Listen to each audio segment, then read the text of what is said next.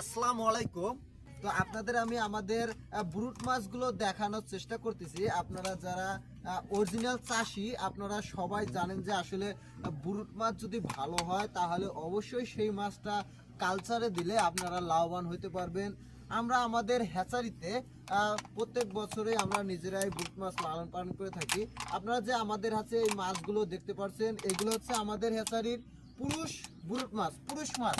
আপনারা যারা ভিয়েতনাম কই মাছ চাষ করেন, যারা অরিজিনাল চাষি তারা সবাই জানেন যে আসলে ভিয়েতনাম কই মাছের পুরুষ এবং মহিলা মাছগুলো প্রত্যেক হ্যাচারি বা কোনো হ্যাচারি ওইভাবে আসলে সমানভাবে দিতে পারে না। তারা পুরুষ মাছগুলো দিয়ে ফেলে ছোট এবং মহিলা মাছগুলো দেয় বড়, যার কারণে মাছ ছোট বড় হয়ে যায়। আমরা আসলে সেই কাজটা করি না। আমরা পুরুষ এবং মহিলা মাছ সবসময় সমান দিয়ে থাকি এবং সমবয়সী, তাছাড়াও ওজনও যেন সমান হয়, সমন্বয় করে আমরা আমাদের হ্যাচারিতে ব্রিডিং করাই। এগুলো হচ্ছে আমাদের হ্যাচারির পুরুষ মাছ। এই মাছগুলোর দ্বারা যদি ব্রিড করা হয় সেই মাছগুলোর রেজাল্ট কেমন হবে সেটা আপনারাই জানাবেন কমেন্টের মাধ্যমে।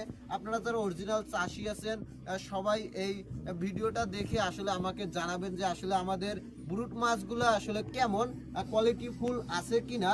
যদি আপনাদের কাছে মনে হয় আমাদের হ্যাচারির ব্রুট মাছগুলো কোয়ালিটিফুল, তাহলে আপনি আমাদের হ্যাচারিতে যোগাযোগ করতে পারেন।